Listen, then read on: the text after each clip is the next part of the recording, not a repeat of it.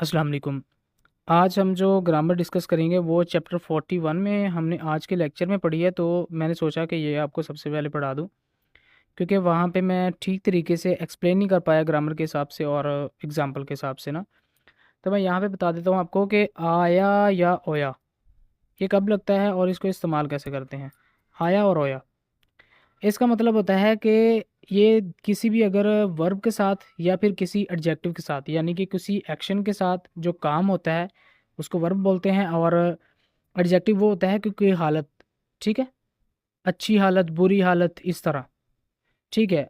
तो उनके साथ जो है ना जब लगेगा तो इसका मतलब है, अगर तो वर्ब के साथ लगेगा, ठीक है, तो उसके साथ मतलब है कि ये काम करना लाजिम है, ठीक है, ये काम करना लाजिम है या फिर ये चीज़ लाजिम है, ठीक है। और जब एडजेक्टिव के साथ लगेगा ना तो इसका मतलब यह है कि ये होना ज़रूरी है, इस तरह उसकी हालत होना ज़रूरी है। इसके एग्जांपल्स जो है ना मैं आपको आपको दिखाता हूँ। यहाँ पे मैंने बनाया थोड़ा सा कि अगर तो वर्ब के साथ आएगा तो उसके साथ कैसे आएगा। देखें, अगर तो हमारा जो वर्ब है, ठीक है, जो हमारा फेल है, जो काम है, अगर तो वो ख़त्म हो रहा हो, उसका एंड हो रहा आ या ओ पर, तो इसके साथ लगेगा आया।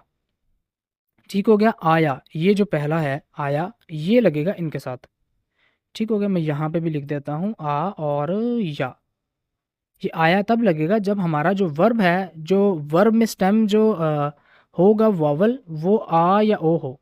ठीक हो गया, आ या ओ होगा तो क्या लगेगा, आया। अच्छा जी, उसके बाद बाकी जितने भी कॉन्सोनेंट्स और वॉवल्स हैं उनके साथ लगेगा, तमाम वॉवल्स प्लस कॉन्सोनेंट के साथ लगेगा ये ओया। ओ और या, ओया लगेगा।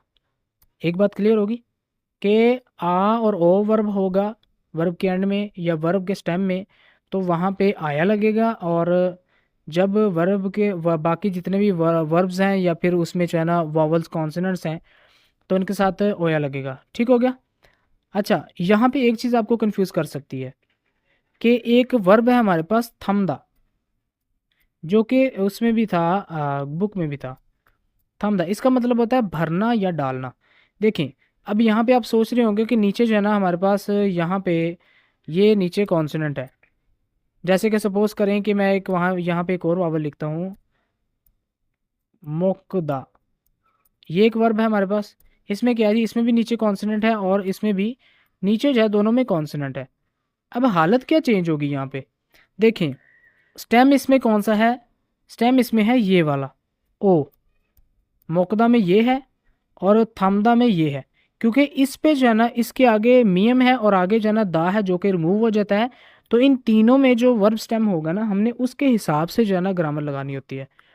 तो हम अगर इन इस तरह के आएंगे, मैं दिखाता हूँ दोबारा से, अगर तो इस तरह के आएंगे थम दा, अगर तो इस तरह का कोई वर्ब होगा, ठीक है, कि भरना या डालना, तो इसके साथ लगेगा थम, ठीक है, आया, थम आया, के भरना लाजिम है।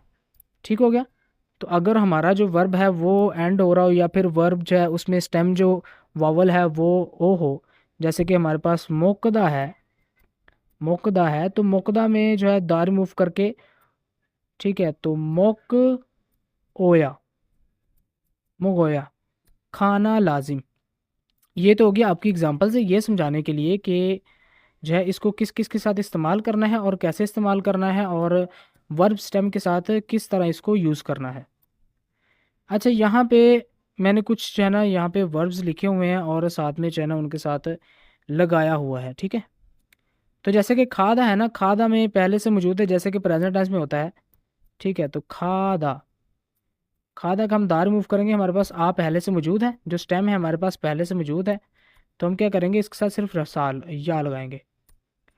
ठीक हो गया। उसके बाद हमारे पास जो ओदा है, ओदा, ठीक है, इसके साथ क्या लगेगा, यहाँ पे लग जाएगा, जब ओ है तो इसके साथ लगेगा वाया।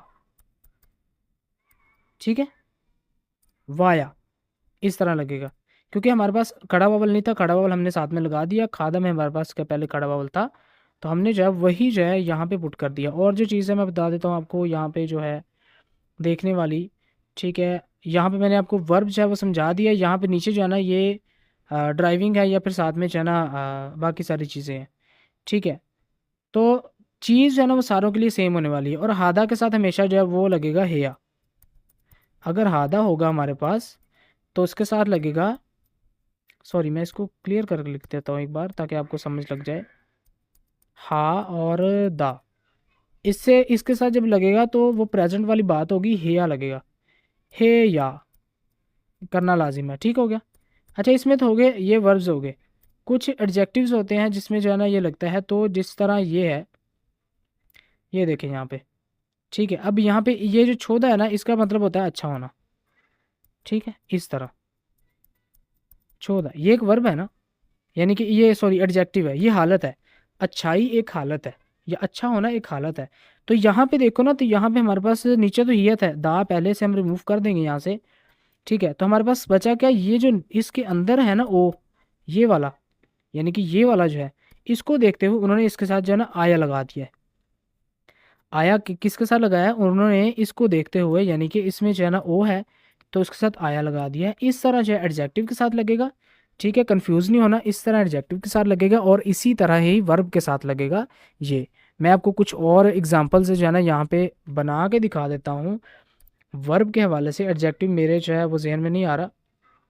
ठीक है, तो हम कोशिश करते हैं जी। पहला जी देखते हैं छादा। छादा तो सेम रहेगा, वो खाया की तरह छाया। ठीक है, इसको रहने देते हैं। ठीक है, माशीदा।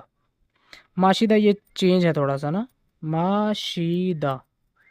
अब इसमें हमने जो प्रेजेंट था उसमें भी पढ़ा था कि जब ई, ये ई आ जाएगा ना वर्ब के एंड में, स्टेम ई होगा तो इसके साथ यो लग जाएगा, जो ओ है वो यो में चेंज हो जाएगा। ठीक है, तो इसमें भी ऐसे ही होगा। किस तरह इसको लिखेंगे? माशीदा है तो इसके साथ लिखेंगे मा शियो, मा शियो या, इस तरह।